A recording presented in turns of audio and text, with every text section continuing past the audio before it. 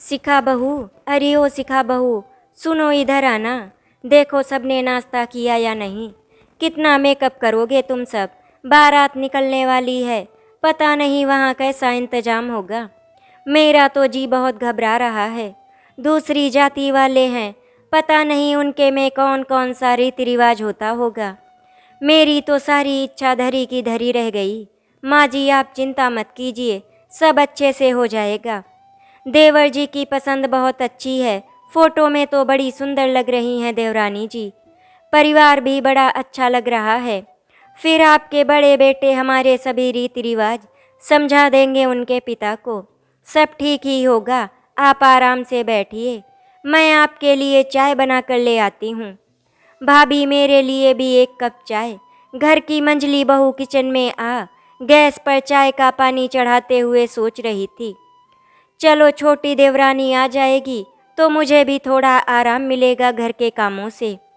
फिर मैं भी अपने लिए थोड़ा समय निकाल पाऊंगी। सारा दिन घर के काम में लगी रहती हूँ, समय ही नहीं मिलता किताबें पढ़ने का। शिखा को पढ़ने लिखने का बहुत शौक था। बहुत बड़े तो नहीं पर सपने तो उसकी आंखों ने भी देखे थे कुछ बनने के। पर शायद किस्मत में उसकी कुछ और ही लिखा था भगवान ने।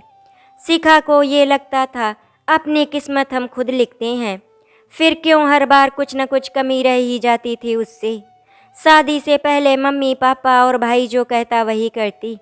मम्मी पापा ने उसे पढ़ने से कभी नहीं रोका, बल्कि हमेशा उसका हौसला बढ़ाते। पापा तो चाहते थे बेटी बड़ी अफसर बने, उनके ही इंस्टीट्यूट से एमबीए करे, पर मम्मी इसके लिए तैयार नहीं हुई। बेटी शादी से पहले हमसे दूर जाकर पढ़े, इस बात पर तो उन्होंने अनशन ही कर दिया था घर में। और भाई तो एकदम खिलाफ था उसकी पढ़ाई के। भाई हमेशा कहता अब बड़ी हो गई है इसकी शादी करवा दो, बेकार पढ़ाई पर इतना पैसा खर्च करना, कल को दहेज के लिए भी तो जोड़ना होगा। छोटी तूने बीकॉम कर लिया ना, बस हो गई तेरी पढ़ाई पूरी। अब सिलाई सीख ले, कल ही तेरा नाम लिखवा आता हूँ। मेरी दुकान के पास एक बड़ा सा सिलाई सेंटर है, जहाँ बहुत सारी लड़कियाँ आती हैं सीखने। अपने अतीत में डूबा शिखा वर्तमान में लौटती है। जब रीमा किचन में आकर गैस बंद करके कहती है, चाची ये क्या आप अब तक तैयार नहीं हुई, जाइए जल्दी से तैयार हो जाइए, इधर सब मैं संभाल लेती हूँ। सबको ऐसी चाय पिलाऊंगी कि नहीं नहीं रीमा माँ जी गुस्सा हो जाएंगी। बस चाय बन गई है, मैं सबको देकर आती हूँ, फिर जल्दी से तैयार हो जाऊंगी। आप जाओ चाची, मैं यहाँ सब संभाल लूँगी, कहकर लगभग धक्का मारते हुए शिखा को रसोई से बाहर ले जाती है। अच्छा ठीक है रीमा, बस 5 मिनट में तैयार होकर आती हूँ। हाँ हाँ जल्दी जाइए, अच्छे से तैयार होइए। बैंड बाजे वाले भी आ गए हैं और हॉल में पहले हम सब खूब डांस करेंगे, फिर जाएंगे बारात में। आप भी चलिएगा हमारे साथ, खूब एंजॉय करेंगे। नहीं माँ जी ने मना किया है हम बहुओं को जाने से, हमारे में औरतें नहीं जाती, तुम लोग जाओ। अरे मंजली बहू अभी तक चाय नहीं बनी। लाई माँ जी। शिखा सिर पर पल्लू संभालते हुए फटाफट चाय कप में छानने लगी। आप लगी रहिए पूरी जिंदगी किचन में ही। गुस्से में पैर पटकती रीमा चली जाती है। अब कैसे समझाऊं इसे, मेरा गहना मेरी पूजा, अब सब कुछ यही किचन और घर है। चेहरे पर एक हल्की सी मुस्कान आ जाती है। सबको चाय देने के बाद वो बच्चों के कमरे में आ गई। दोनों बेटे शेरवानी में बड़े ही प्यारे लग रहे हैं। ड्रेसिंग टेबल पर रखी काजल की डिबिया से उंगली में काजल लेकर दोनों बेटों के कान के पीछे लगाते हुए कहती है, कहीं नजर ना लग जाए मेरे बेटों को। साड़ी चेंज करने शिखा अपने रूम में आ गई।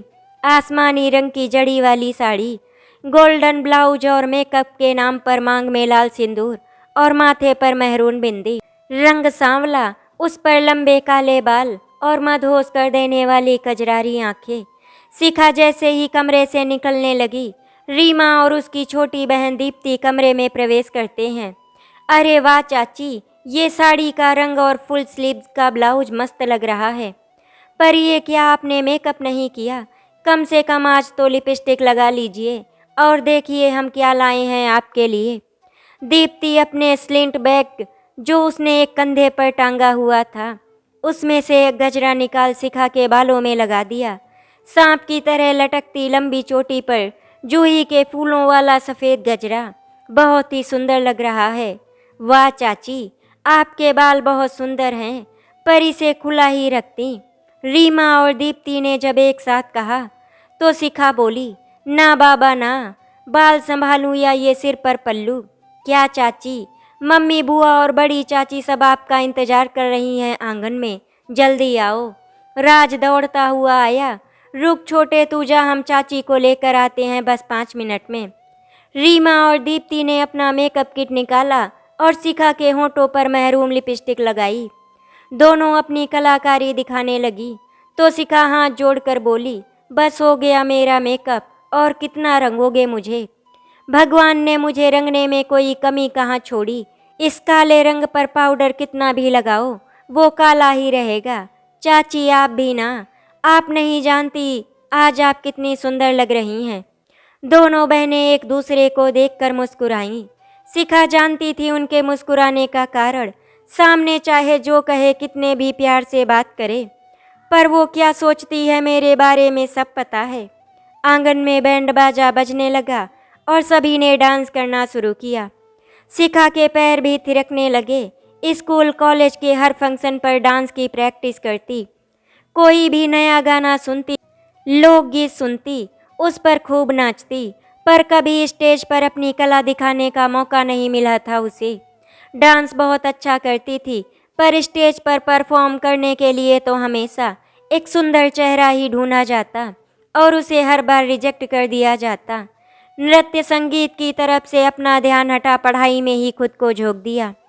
किताबों से अच्छा दोस्त कोई नहीं होता, बस किताबें ही होती हैं जो पढ़ने वालों के रंग रूप को देखकर ज्ञान नहीं देती। आज सालों बाद लाउड म्यूजिक पर बजता गाना, लो चली मैं अपने देवर की बारात लेकर। शिखा अपने आंचल को कमर में खोसे नाच रही थी। उसके पैर जैसे रुकना ही नहीं चाह रहे थे। बहुत ही खुश थी शिखा छोटी देवरानी जो आने वाली है।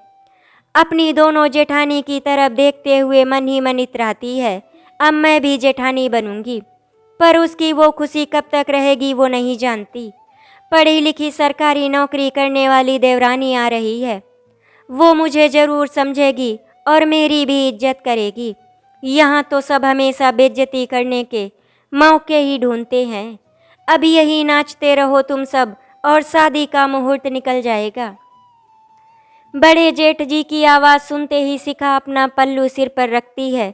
तभी छोटी जेठानी कोहनी मारते हुए कहती हैं, आज आज़ादी है, छोटे देवर जी की शादी है। मैं तो नहीं रखने वाली सिर पर पल्लू, सारे बाल और ये गजरा खराब हो जाएगा।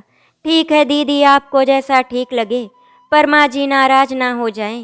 होने दो, ये दिन क्या रोज रोज आएगा। आज की ये सारी फ़ोटो और वीडियो में अच्छी फ़ोटो आनी चाहिए। बैंड बाजे के साथ बारात जा चुकी थी। शिखा, सुमित्रा जी और उनकी बड़ी बहन बारात में नहीं गए। सुमित्रा जी ने सभी औरतों को मना किया था, पर ना तो बेटियों ने उनकी बात सुनी और ना ही दोनों बड़ी बहुओं ने। तो फिर दोनों पोती कैसे नहीं जाती अपने छोटे चाचू की बारात में। सबके जाने के बाद शिखा यहाँ वहाँ पड़े झूठे कप ग्लास समेटने लगी। घर तो पूरा बिखरा पड़ा था। फटाफट सारे कमरों की चादरें बदली, सोफ़ा कवर ठीक किया। साफ सफाई करने के बाद जब गला सूखने लगा तो उसे याद आया कि सुबह से कुछ खाया ही नहीं है। चाय और ब्रेड लेकर जैसे ही बैठी कि तभी सासू माँ ने आवाज़ दी, मंजली बहू, रीमा और दीप्ति को फ़ोन कर पूछ ले, सब लोग पहुँच गए वहाँ पर। सबका स्वागत अच्छे से हो रहा है ना? हाँ माँ जी, फ़ोन करती हूँ। प्लेट को टेबल पर रख फ़ोन लगाने लगी। रिंग बजती रही पर किसी ने नहीं उठाया। अभी लगता है वहाँ कोई रस्म चल रही होगी। मैं थोड़ी देर में फिर से ट्राई करती हूँ। थोड़ी ही देर में व्हाट्सएप पर रीमा और दीप्ति ने वीडियो और फोटो भेजना शुरू कर दिया। शिखा ने सासू माँ और मौसी सास को वो वीडियो दिखाना शुरू किया। दोनों बहुत खुश हो रही थी। वहाँ की सारी रस्में जो यहाँ बैठे बैठे देख रही थी। बहू के गृह प्रवेश की रस्मों की तैयारी करती शिखा अपनी शादी वाला दिन याद कर रही थी। कितनी रोई थी वो और उसके भतीजे भतीजी उसे पकड़कर। माँ के पास तो समय ही नहीं था उसके पास 2 पल बैठने का। वो तो शादी में आए रिश्तेदारों के साथ ही व्यस्त थी। किससे अपने मन की बात करती कुछ समझ नहीं पा रही थी। नए लोग, नई जगह, कैसे संभाल पाऊंगी सब कुछ मम्मी पापा के बिना। फिर जब पार्लर वाली आई और उसे तैयार किया, उन सूजी आंखों को मेकअप से सजाने की कोशिश करती रही जिसमें ढेरों सवाल थे। क्या विदाई के बाद मैं वाकई पराई हो जाऊंगी? क्या सब मुझे भूल जाएंगे? पापा की लाडली बिटिया थी, मेरी हर बात मानते थे पापा। फिर क्यों खुद से दूर कर रहे हैं? एक एक पल को महसूस कर रही थी। जब पहली बार कुणाल का हाथ उसके हाथ पर था, कन्यादान, फेरे, सारी रस्में और फिर विदाई, एक अनजाने के साथ अनजानी जगह आना, सब कुछ कितना अजीब लग रहा था। कुणाल और शिखा की अरेंज मैरिज हुई थी। शिखा के पापा को कुणाल बहुत पसंद था और शिखा की पसंद क्या थी, क्यों उन्होंने जानने की कोशिश ही नहीं की। पढ़ने लिखने की छूट थी पर सख्ती से। पापा ने कहा था तेरी शादी हमारी मर्जी से ही होगी। कुछ बोल ही नहीं पाई थी वो। आखिरी मुलाकात सुमित के साथ जब पापा रिश्ता तय करके आए थे, आंखों में आए आंसुओं को रोक नहीं पा रही थी।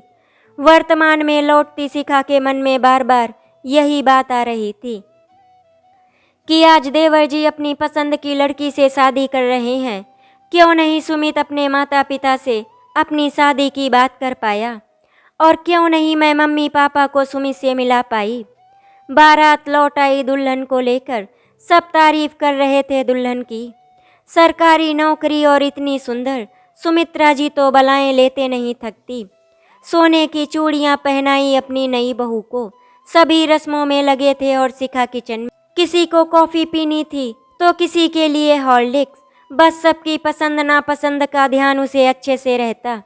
उसे भी तो सुमित्रा जी ने मुंह दिखाई में चांदी पर सोने का पानी चढ़ा हार का सेट, जिसमें कान के झुमके और अंगूठी दिया था। पर आज भी वो शब्द शिखा के कान में गूंजते हैं। जब सुमित्रा जी के पास उसे ले जाया गया, छोटी बेटी घूंघट उठा रही थी शिखा का कि वो बोल पड़ी, रहने दे छोटी, ये दे दे भाभी को, कुणाल की दुल्हन के लिए बनवाए थे। इसके तो हाथ ही इतने काले हैं तो मुंह कैसा होगा? वैसे भी काला रंग देखकर ही घिन आती है।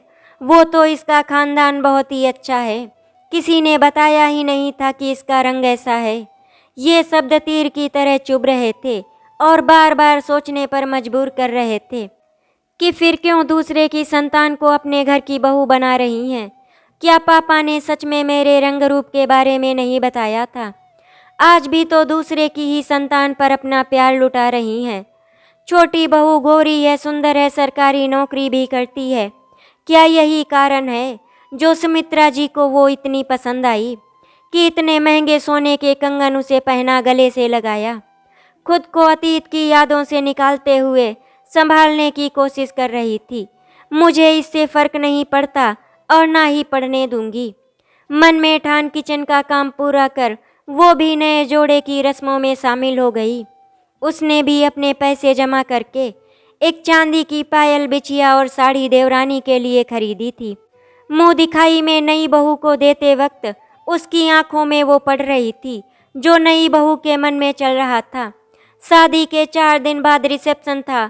सुमित्रा जी और उसके चारों बेटों ने खूब खर्च किया था इस शादी पर। पार्टी की तैयारी भी जोरों पर थी। छोटा बेटा सबका लाडला भी तो था।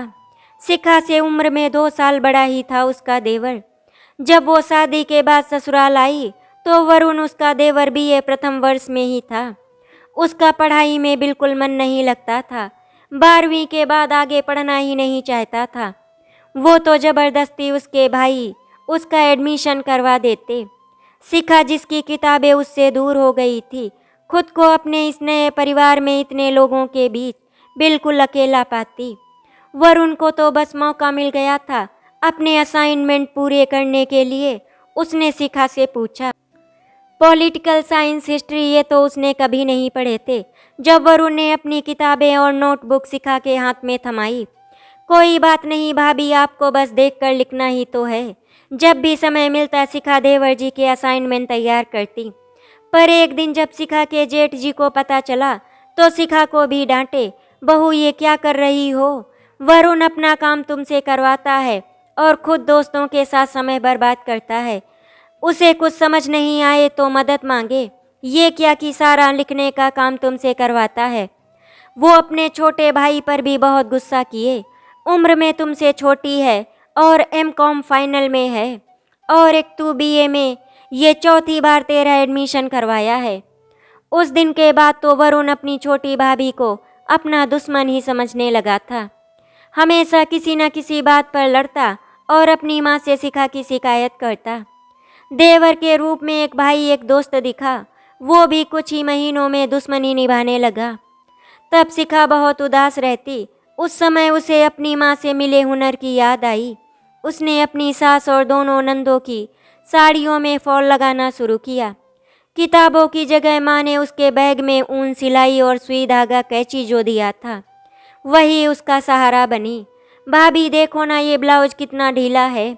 छोटी ननद उसके पास अपना ब्लाउज लेकर खड़ी थी और वो पुरानी यादों को झटकती हुई बोली, ठीक है दीदी, मैं कोशिश करती हूँ। अरे हाँ, इसको थोड़ा स्टाइलिश लुक दे देना।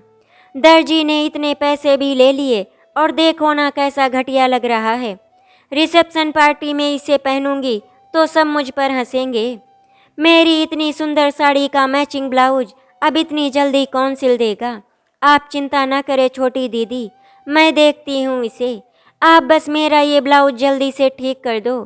ठीक है दीदी, मैं कपड़े बाद में प्रेस कर लूँगी, पहले आपका ये ब्लाउज ही ठीक कर देती हूँ। उसकी बाजू भी बहुत ढीली थी तो शिखा ने अपना क्रिएटिव माइंड लगा फ्रिल्स बना दिए और उस गोल्डन ब्लाउज पर सफ़ेद मोती से बाजू और गले पर सुंदर सा डिजाइन बना दिया। बैक में एक गोल्डन रिबन के टुकड़े से तितली को मोती से सजा जब लगाया तो वो ब्लाउज एकदम स्टाइलिश लगने लगा। अब नाप कर देखिए दीदी, फिट हो रहा है। जब शिखा ने स्वाति को उसका ब्लाउज पकड़ाया तो वो हैरान हो गई। अरे भाभी, आप नया मंगवा लाई? नहीं नहीं दीदी, ये तो वही है जो आपने दिया था। कमाल का हुनर है आप में। अब तो पार्टी में सबसे स्टाइलिश मैं ही लगूंगी। रिसेप्शन पार्टी बहुत धूमधाम से संपन्न हुई। नई बहू के तेवर पहले दिन से ही शिखा भाप गई। पहली रात जब घर के मंदिर में रस्मों के बाद उसे कमरे में भेजा गया तो उसका पहला सवाल था, क्या मैं नाइटी पहन लूं? बहुत ही अनकंफर्टेबल फील हो रहा है इतने भारी लहंगे में। शिखा ने समझाते हुए कहा, अपने कमरे में ही रहना, बाहर नाइटी पहनकर नहीं निकलना।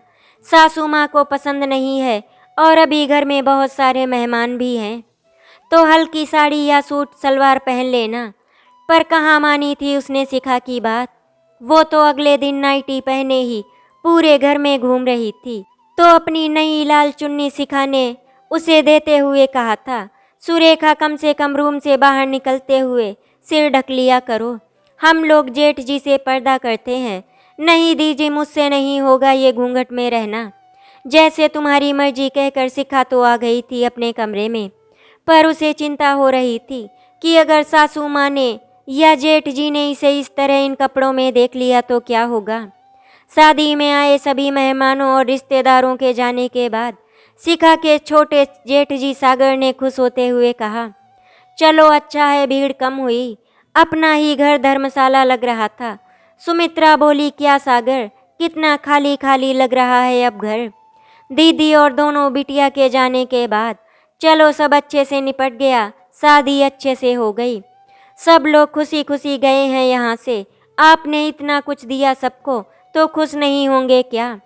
सबको गहने और कपड़े कौन देता है माँ आजकल किसी को, वो भी ऐसे नालायक बेटे की शादी में। अब तो इतना कमाता है, इतनी अच्छी सरकारी नौकरी कर रहा है, फिर भी तू उसे नालायक क्यों बोलता है सागर? देख नहीं रहा, राजकुमार सी सुंदर दुल्हनिया खोज कर लाया है। मुझे तो पसंद आई है बहुत, छुटकी बहू, बिल्कुल चलती फिरती गुड़िया सी दिखती है। आप अपने लाडले का ही पक्ष लो। आपके लाड प्यार ने ही उसे बिगाड़ दिया है। शिखा किचन में काम करते हुए दोनों माँ बेटे की बातें सुन मन ही मन सोच रही थी, सासू माँ का राज अब खत्म होने वाला है। शायद ये भी नहीं जानती सुरेखा हमारी तरह इनकी हर बात मानेगी। मुझे तो बिल्कुल नहीं लगता।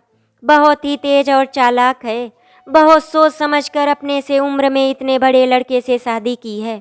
देवर जी लगभग उससे 10 साल बड़े थे। बहुत सारी शर्तों के साथ इस घर में रहने को तैयार हुई है। बता रही थी कि अपनी सैलरी के सारे पैसे पहले की तरह अपने पापा के खाते में ही भेजेगी। उनकी नौकरी 5 साल पहले ही छूट गई, तब से पूरे घर का खर्च यही उठाती आई है। बड़ी हैरानी हो रही थी उसकी बातें सुनकर जब सुरेखा ने कहा था, दीदी जिस दिन वरुण जी ने मेरी कोई भी बात मानने से इनकार किया, उसी समय मेरा बोरिया बिस्तर पैक हो जाएगा। 4 दिन की आई लड़की इस तरह बोल रही थी, घर के सारे संस्कारों की धज्जियां उड़ा रही थी। सासू माँ ने हमें जो सिखाया बताया, हमेशा मैं वैसा ही करती आई। फिर भी तो सासू माँ हमसे नाराज ही रहती हैं। सबके ऑफिस जाने के बाद शिखा अपने दोनों बेटों को पढ़ा रही थी, घर के बरामदे में बैठकर। गर्मियों की छुट्टियां चल रही थी बच्चों की। सुमित्रा जी वहीं बैठी अनार के दाने निकाल रही थी। तभी गेट पर पोस्टमैन ने साइकिल की घंटी बजाई। शिखा आंचल सिर पर ठीक करते हुए दरवाज़ा खोलने गई। जैसे ही पोस्टमैन ने उसे देखा तो बोला, घर में कोई और नहीं है क्या? यहाँ साइन करने हैं। जाओ किसी को बुला लाओ, तुमसे नहीं होगा। तुम तो मुझे अनपढ़ दिखाई दे रही हो। दीजिए पेपर, मैं कर देती हूँ। अरे ये ले अंगूठा लगा दे। लिखना आता है तुझे जो साइन करेगी। क्या हुआ शिखा बहू, कौन है गेट पर? सुमित्रा जी ने तेज आवाज में कहा। कोई नहीं माँ जी, डाकिया है। इनकी चिट्ठी आई है, बस आ रही हूँ लेकर। तभी दीप्ति ट्यूशन से लौट कर आ रही थी। गेट पर डाकिया ने जैसे ही उसे देखा बोला, अच्छा हुआ बिटिया जो तुम आ गई। लो इस पेपर पर यहाँ साइन कर दो। दीप्ति ने साइन करके वो लिफाफा डाकिया के हाथ से ले लिया। शिखा की आंखों में आंसू छलक आए। आज डाकिया ने उसके पहनावे को देख ये अंदाजा लगाया कि वो अनपढ़ है। क्या पहनावे से किसी के अंदर का ज्ञान छुप जाता है? नितिन की कॉपी ले वो टिग्नोमेंट्री के सवाल चेक करने लगी। उसके आंसू रुक नहीं पा रहे थे और जैसे ही कॉपी के पन्ने पर लुढ़के राज ने देख लिया और बोला, मम्मा आप रो रहे हो, किसने मारा आपको? शिखा का मन कर रहा था कि खूब चीखे चिल्लाए और कहे, किस्मत ने मारा है, संस्कारों ने मारा है। दिल्ली विश्वविद्यालय में पढ़ी, अपने स्कूल कॉलेज में हर साल अव्वल आती शिखा को आज एक डाकिया अनपढ़ समझ बैठा। सिर्फ उसके कपड़ों को देख, उसके रहन सहन को देख। शिखा आंसू पोंछते हुए राज को गोदी में बिठा लेती है और नितिन उसके कंधे पर सिर टिका देता है। मम्मा आप रोती हुई अच्छी नहीं लगती, मत रो ना। सुमित्रा जी जो किचन में अनार का जूस बनाने चली गई थी, 2 ग्लास में जूस लाकर अपने पोतों को दिया। मन लगा कर पढ़ो, बड़ा अफसर बनना है ना तुम दोनों को। जल्दी से ये अनार का जूस खत्म करो। बहू तुम उठो, जाओ किचन साफ करो। जूसर साफ करके धूप में रख दो। शिखा को तो आज हर बात पर रुलाई फूट रही थी। उसने शादी के बाद कुछ साल नौकरी भी की थी। स्कूल में मैथ और कंप्यूटर की टीचर थी शिखा, पर बच्चों के कारण और घर में होती रोज की किटपिट के कारण उसे नौकरी छोड़नी पड़ी। शाम को जब छोटी बहू ऑफिस से घर आई तो सुमित्रा जी ने शिखा से कहा, जूस और ये नाश्ता जा छुटकी को देकर आ, थक गई होगी वो। शिखा ट्रे हाथ में लिए छोटी बहू को जूस और फ्राइड काजू बादाम छोटी के कमरे तक ले जाने में अपने अतीत में जा रही थी। जब वो स्कूल से आती 6 घंटे लगातार खड़े रहने के बाद थक कर चूर हो जाती थी, पर आते ही अपने बैग को किचन में रख हाथ पैर धोकर जूठे बर्तन के ढेर उसके ही इंतजार में रहते थे। फिर साफ सफाई सारे काम के बाद कहीं जाकर वो अपने कमरे में कपड़े बदलने जा पाती थी। हर महीने की पूरी सैलरी सासू माँ के हाथ में देती। नौकरी तो मैं भी करती थी, फिर इतना भेदभाव क्यों? सासू माँ के कहने पर ही नौकरी शुरू की थी और उनके मना करने पर छोड़ भी दी थी। सुमित्रा जी के घर में वर्षों से चलते नियमों की धज्जियाँ उड़ाई जा रही थी, जिसका विरोध खुद सुमित्रा जी भी नहीं कर रही थी, बल्कि ये बदलाव तो उन्हें भी पसंद आ रहे थे, जो शिखा को मन ही मन बहुत अखर रहे थे। जब से शिखा इस घर में आई थी उसने यही देखा था कि घर के सभी पुरुष और बच्चों के खाना खाने के बाद ही घर की औरतें खाना खाती हैं। वो भी अपने पति की थाली में। उसने कभी इस बात का विरोध नहीं किया, बल्कि सहर्ष स्वीकारा था। उसकी सबसे बड़ी जेठानी तो शादी के महीने भर बाद ही अलग हो गई थी। जिस तरह एक म्यान में दो तलवारें नहीं रह सकती, उसी तरह सुमित्रा जी और उसकी सबसे बड़ी बहू एक घर में एक साथ नहीं रह सकती। शिखा को तो अपनी शादी के कई सालों बाद पता चला था कि उसकी दो जेठानी हैं। सासू माँ भी हमेशा उसे मंझली बहू ही कहती थी। सुरेखा को घर का ये नियम बताया गया तो उसने साफ मना कर दिया और बोली, मैं तो सिर्फ वरुण के साथ बैठकर ही खाना खाऊंगी। ये मुझे अपने हाथों से जैसे पहले ऑफिस में और होटल में खिलाया करते थे, और वैसे भी ऑफिस जाना होता है तो जल्दी ही सोने जाएंगे हम दोनों।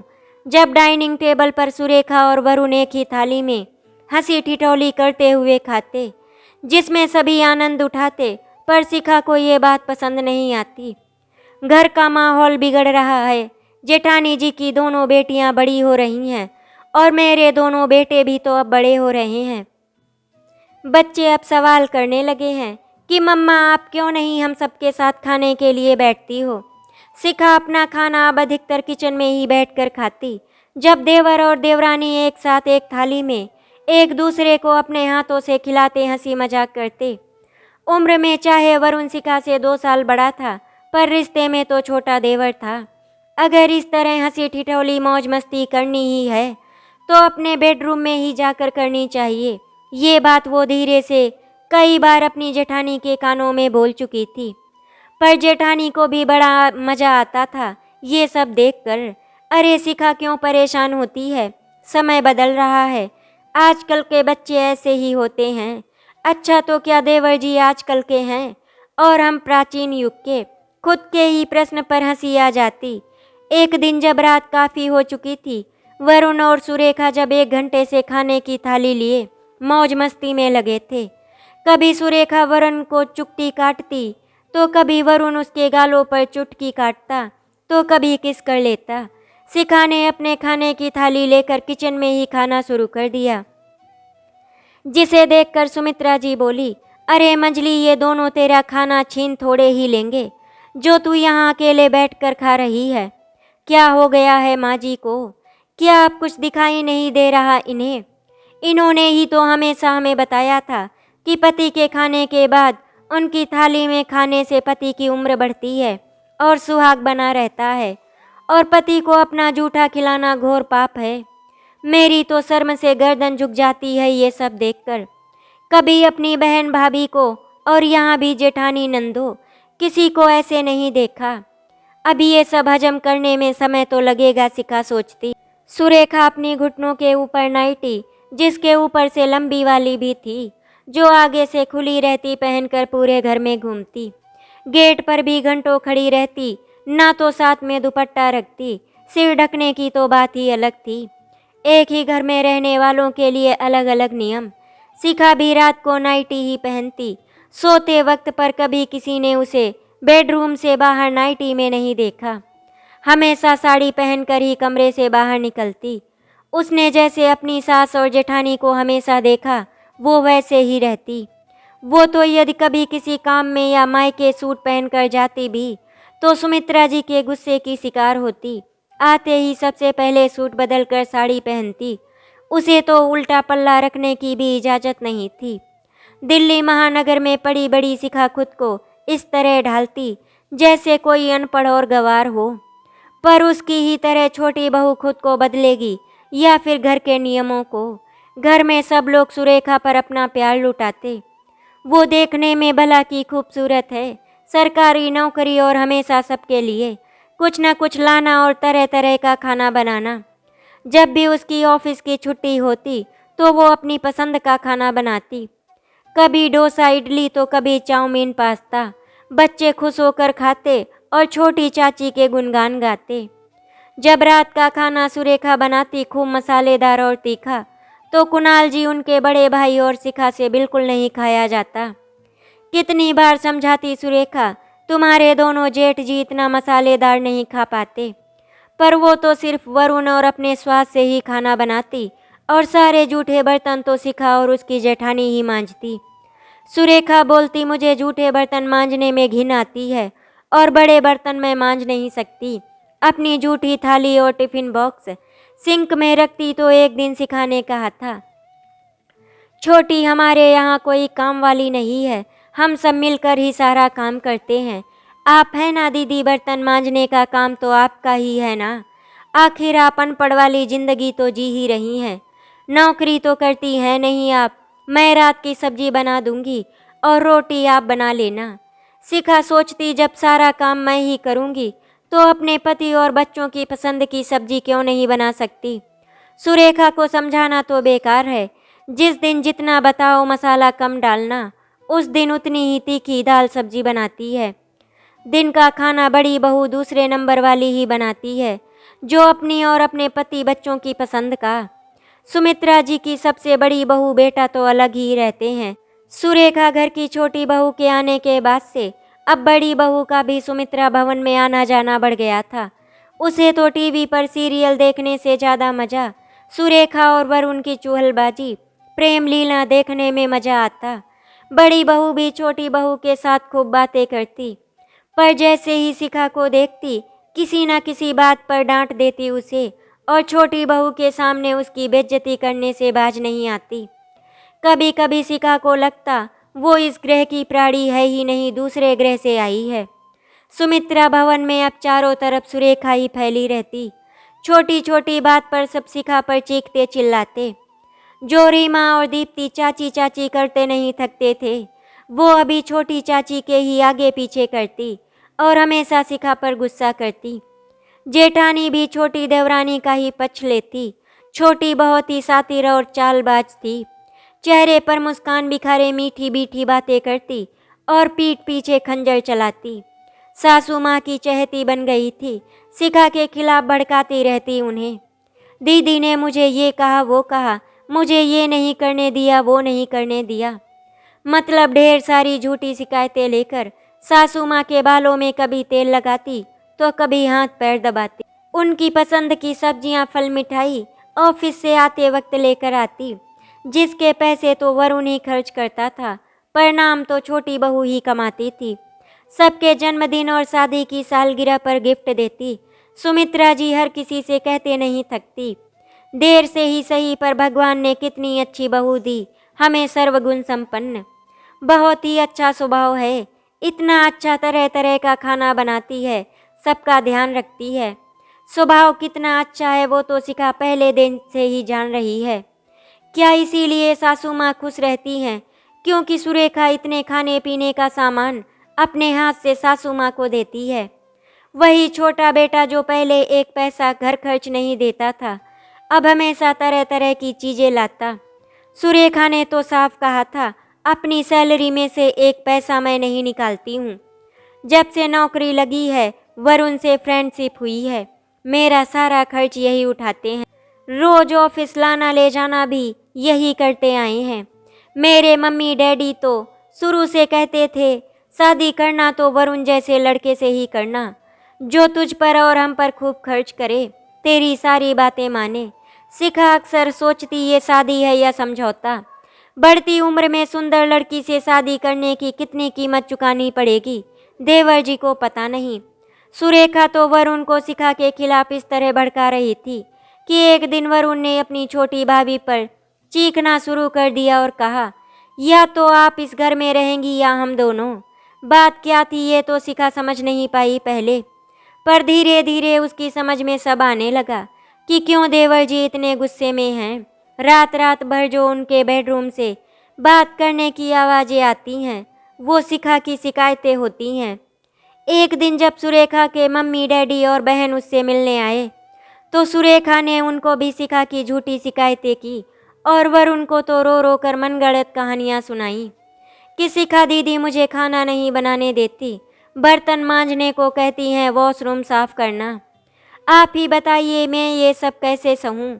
आपकी माँ और दोनों भाभी तो बहुत अच्छी हैं, पर ये शिखा भाभी आपकी मुझे बिल्कुल फूटी आँख नहीं सुहाती। आप कुछ कीजिए वरना मैं आज ही अपने मम्मी पापा के साथ वापस अपने घर चली जाऊंगी। शिखा ने जब सुरेखा की सूजी आंखें देखी तो पूछा, क्या हुआ छोटी, तबीयत तो ठीक है? मैं ठीक हूँ दीदी, आप अपना सोचिए अब। मगरमच्छ के आंसू पोंछते हुए एक अजीब सी मुस्कुराहट बिखेर दी उसने अपने चेहरे पर। शिखा की गलती सिर्फ इतनी थी कि वो अपनी छोटी बहन समझ उसे घर के कुछ नियमों से अवगत कराती। खाने में मिर्च मसाले थोड़ा कम रखो कहती, साफ सफाई का थोड़ा ध्यान रखो। शिखा तो हमेशा सुरेखा की भलाई चाहती और सुरेखा उसे ही अपना सबसे बड़ा दुश्मन मान बैठी। अब सुमित्रा जी भी हमेशा शिखा की शक्ल सूरत पर टोकती। उसके हर काम में बुराई ही नजर आती अब सुमित्रा जी को। शिखा घर के सभी सदस्यों के इस बदलते व्यवहार से आहत होती। अपने स्वभाव के अनुसार कभी अपने पति कुणाल को कुछ नहीं बताया कि उनके परिवार वाले कैसा व्यवहार करते हैं उसके साथ। एक दिन तो बात हद से ज़्यादा ही बढ़ गई। जब सुमित्रा जी पूजा घर में पूजा कर रही थी, जो किचन और डाइनिंग रूम के पास ही था, और किचन में सुरेखा और दोनों बड़ी जेठानी बातें कर रही थी, शिखा औरों से पानी निकाल घड़ा भरने लगी। सुमित्रा जी पीछे पलट पलट कर देख रही थी। अचानक उठी और शिखा को बाल से पकड़ किचन में ले आई। शिखा ने सिर्फ इतना पूछा, क्या हुआ माँ जी, मुझसे कुछ गलती हो गई क्या, जो आप मेरे बाल पकड़कर खींच लाई यहाँ किचन में? सुमित्रा जी अपना सिर वहीं स्लैब पर पटकने लगी। कुछ दिनों से जब से सुरेखा का जादू चढ़ा है उन पर, वो शिखा को देखना ही नहीं चाहती। कुछ समझ नहीं पा रही थी शिखा कि सासू माँ को अचानक क्या हो गया, जो अपनी पूजा छोड़कर मुझ पर इस तरह बरस रही हैं। तीनों बेटे पोते पोती सब सुमित्रा जी के इस रूप को देखकर डर गए थे। बहुत मुश्किल से उन्हें संभाला। सबकी नजरें शिखा को ही घूर रही थी, जैसे माँ की इस हालत की जिम्मेदार वही है। उस दिन के बाद से घर की मंझली बहू शिखा भी बदल गई। जिस शिखा बहू को सब पढ़ी लिखी अनपढ़ और गंवार समझ रहे थे, जो शिखा सुबह से आंगन साफ करना, झाड़ू पोछे बर्तन में लगी रहती, वो अब सिर्फ अपने बच्चों और पति के खाने का ही इंतजाम करती, किसी को कुछ नहीं कहती, सबसे बोलना बिल्कुल बंद कर दिया था, सिर्फ अपना जरूरी काम ही करती और सोचती। बेकार में सासू माँ और परिवार के हर सदस्य की इतनी सेवा किया करती थी, दिन रात लगी रहती थी उनकी खिदमत में, और ये फल मिला मुझे। धीरे धीरे घर के कई काम जिन्हें सिर्फ मंझली बहू ही किया करती थी, अब उसने करना छोड़ दिया था। जिसका किया कोई काम पसंद नहीं आता और हजार गलतियां नजर आती हैं, उसमें समय बर्बाद करना बेकार है। कुणाल भी समझता तो था, पर माँ के खातिर और घर में शांति बनाए रखने के लिए वो कुछ नहीं कहता। उसने शिखा के जन्मदिन पर एक स्मार्टफोन दिया और कहा, खाली तो तुम बैठ नहीं सकती, तो इसी के साथ मन बहलाओ। नितिन और राज से कुछ गेम्स इंस्टॉल करवा ले। इसमें चाहो तो तुम किंडल डाउनलोड कर अपनी पसंदीदा किताबें भी पढ़ सकती हो, और कुछ मंगवाना हो तो मंगवा लेना, मैं पेमेंट कर दूंगा। ध्यान तो बहुत रखते हैं कुणाल जी मेरा। शिखा इसी में बहुत खुश थी। अब समय ज़्यादा मिलने लगा तो अपने पसंदीदा लेखकों की किताबें पढ़ती और अपने मनोभावों को डायरी में लिखने लगी। शिखा ने ऑनलाइन कई साहित्यिक मंचों पर लिखना शुरू किया। ऑनलाइन काव्य सम्मेलनों में भाग लेने लगी। खुद में बहुत बदलाव महसूस करती। काफ़ी समय से मायके नहीं गई थी। हमेशा सुमित्रा जी कोई न कोई बहाना बनाकर उसे मायके जाने से रोकती। कुणाल ने एक शाम को उसके हाथ में दिल्ली की टिकट और उसकी पसंदीदा ऑरेंज आइसक्रीम पकड़ाई और कहा, कुछ दिन मम्मी के पास चली जाओ, उनकी सेवा कराओ, थोड़ा चेंज भी हो जाएगा, और मम्मी जी को अभी तुम्हारी ज़रूरत भी है, यहाँ की चिंता मत करो, माँ की नई फेवरेट बहू है ना, वो सब संभाल लेगी। थोड़ी दूरी रिश्तों में ज़रूरी है, तभी हमें एक दूसरे की अहमियत पता चलती है। आप ठीक कहते हैं कुणाल जी, मेरा भी बड़ा मन कर रहा है मम्मी से मिलने का। यहाँ हर कोई आजकल मुझे नफरत भरी नज़रों से ही देखता है। कुणाल के सीने से लग पहली बार उसने अपने मन के दुख को साझा किया था। अगले ही दिन कुणाल शिखा को छोड़ने एयरपोर्ट आता है और शिखा कुछ ही घंटों में अपनी माँ के पास। अचानक बिना बताए शिखा के आने पर उसकी मम्मी बहुत खुश होती हैं, लेकिन मन के डर को छुपा नहीं पाती। सब ठीक तो है ना शिखा? दामाद जी नहीं आए और तूने आने की कोई खबर नहीं दी। नितिन और राज भी नहीं आए। मम्मी सब ठीक है, दोनों बच्चे छोटी बुआ के घर छुट्टियां मनाने चले गए हैं। और इनके पास समय नहीं था। बहुत दिन हो गए थे ना मम्मी तुमको देखे हुए। बस इसीलिए कुणाल जी ने मुझे तुम्हारे पास भेज दिया। तबीयत कैसी है अब? अरे अब तुझे देखकर तो बिल्कुल ठीक हो गई हूँ। सारी बीमारी दूर हो गई तेरे आते ही। 1 महीने माँ के पास रहकर शिखा खुद को तरोताजा महसूस कर रही थी। बेटियाँ अपनी सास में माँ को खोजती हैं, निस्वार्थ भाव उनकी सेवा करती हैं। फिर वही माँ जो अपनी बेटियों और एक बहू के लिए अलग व्यवहार और दूसरी बहू के साथ भेदभाव करे। सच ही है कि औरतों की असली दुश्मन तो औरतें ही होती हैं। एक दूसरे को नीचा दिखाने में वो खुद कितनी गिर जाती हैं, ये जान ही नहीं पाती। शिखा के मायके जाने के बाद सुमित्रा भवन में सब बदला बदला नजर आने लगा। सुरेखा ने एक दिन रात को पूरा खाना बनाया, अगले दिन ही अपने मायके चली गई। अब घर में सभी काम का भार रीमा की मम्मी पर आ गया। एक दिन बाथरूम में उनका पैर फिसल गया और हाथ में फ्रैक्चर हो गया। अब सुमित्रा जी का बुरा हाल था। उसे अपनी मंझली बहू की याद आने लगी। शिखा को फोन कर रोने लगी सुमित्रा जी, माफ कर दे बिटिया मुझे, तुझ पर कितने जुल्म किए मैंने, हमेशा डांटा फटकारा। वो छोटी बहू मेरे कान भरती रही और मैं तुझे सताती रही। माफ कर दे मंझली बहू मुझे, अब आ जा और अपनी घर गृहस्थी संभाल। शिखा का मन ही नहीं लग रहा था अपनी मम्मी के पास। अब कुणाल समय पर खाते होंगे या नहीं। बच्चों की भी छुट्टियां खत्म होने वाली हैं और वो बुआ के घर से आ जाएंगे। शिखा अगले ही दिन अपने ससुराल वापस चली आई। वहाँ सुमित्रा जी की तबीयत भी बिगड़ गई थी। उन्हें आईसीयू में एडमिट किया गया था। 1 महीने से ही घर की हालत बहुत ही बिगड़ गई थी। शिखा ने आते ही पहले की तरह सब संभाल लिया, लेकिन अब कुणाल ने एक मेड को भी रख लिया जो घर की साफ सफाई और बर्तन करती। कुछ ही दिनों में सुमित्रा जी की हालत में सुधार हुआ और वो घर आ गई। रीमा की मम्मी का भी फ्रैक्चर ठीक हुआ। शिखा के प्रति जो सबके मन में छोटी बहू ने कचरा भर दिया था वो साफ हो गया। मन में मैल तो सुरेखा के ही था, जो सारे गहने जेवर लेकर चली गई और अगले ही दिन वरुण को डाइवोर्स के पेपर भेज दिए।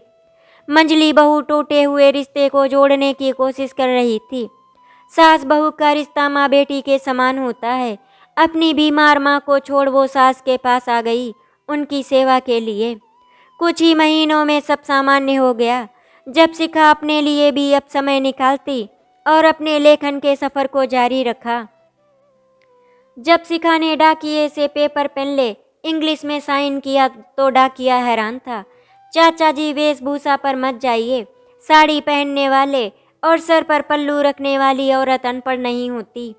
शिखा ने वो लिफाफा खोला जिसमें शिखा के काव्य संग्रह की किताबें थी और साथ में 21,000 का एक चेक जो पब्लिशर ने भेजा था। किताब के पीछे शिखा की तस्वीर और उसका परिचय लिखा था। पहचान किसी की बाहरी रंग रूप और कपड़ों से नहीं होती चाचा, रुकिए मिठाई खाकर जाइएगा। सुमित्रा जी के पैर छूकर आशीर्वाद लिया। उसने गले से लगा लिया। मंझली बहू तेरे सपनों को पूरा करने का समय आ गया है। अब तू भी अपने सपनों पर ध्यान दे। अब सर पर पल्ला रखना छोड़ दो और अनपढ़ वाली जिंदगी भी जीना छोड़ दो। आज सुमित्रा जी को अपनी गलती का एहसास हो गया था, इसीलिए वो अपनी गलती को सुधारना चाहती थी। आशा करती हूँ आपको हमारी कहानी अच्छी लगी होगी। अगर आपको हमारी कहानी अच्छी लगी तो वीडियो को लाइक एंड शेयर करें, चैनल को सब्सक्राइब करें। वीडियो देखने के लिए आपका धन्यवाद।